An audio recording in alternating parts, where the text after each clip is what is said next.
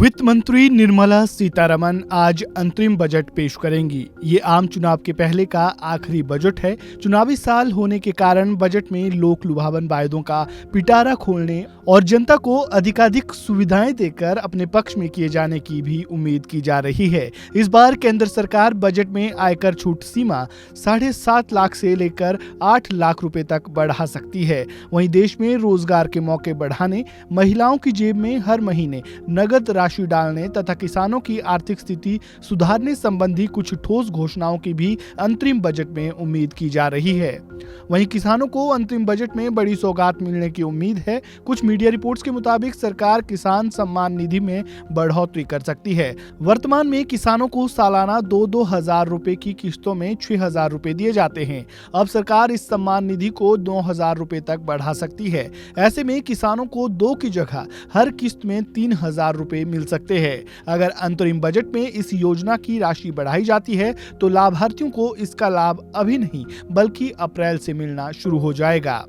अंतरिम बजट से पहले 10 वर्षों की प्रगति, मौजूदा चुनौतियों और आने वाले वर्षों में अर्थव्यवस्था की दिशा का खाका पेश करते हुए वित्त मंत्रालय ने आर्थिक समीक्षा रिपोर्ट प्रस्तुत की है। द इंडियन इकोनॉमी रिव्यू में सरकार ने कहा है कि पिछले 9 वर्षों से सुधार के चलते अर्थव्यवस्था की रफ्तार बढ़ी है, लेकिन दुनिया में बढ़ती खेमेबंदी, ऊर्जा सुरक्षा, एआई का साया और कुशल कार्यबल की चुनौतियां बनी हुई है।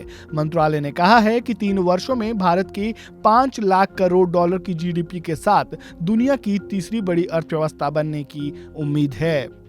इस अंतरिम बजट से लोग बचत और उद्योग व्यापार को गति देने वाले प्रोत्साहनों की भी अपेक्षा कर रहे हैं। छोटे आयकरदाता, नौकरी पेशा वर्ग के साथ साथ मध्यम वर्ग के लोग भी चाहते हैं कि उन्हें आयकर से राहत मिले। वर्तमान समय में नई स्कीम के तहत अधिकतम 7 लाख रुपए तक तथा पुरानी स्कीम में अधिकतम 5 लाख रुपए तक की आयकर छूट प्राप्त है। सरकार ने बीमा, चिकित्सा और आवास के क्षेत्र में जो योजनाएं शुरू की हैं, वे मध्यम वर्ग को लाभान्वित कर रही है। जीएसटी में हुए बड़े सुधार से उद्योग कारोबार को गति मिली है। फिर भी ये वर्ग कर संबंधी राहत से अपनी बचत और निवेश को बढ़ाने की बात कह रहा है। वहीं प्रधानमंत्री मोदी ने भी अंतरिम बजट से पहले देश की जनता के नाम संदेश दिया। उन्होंने क्या कुछ कहा, जाते जाते वो भी सुनिए। इस बार एक दिशा निर्देशक बातें लेकर के देश की वित्त मंत्री निर्मला जी हम सबके सामने कल अपना बजट पेश करने वाली है। साथियों, मुझे विश्वास है कि देश नित्य प्रगति की नई नई ऊंचाइयों को पार करता हुआ आगे बढ़ रहा है।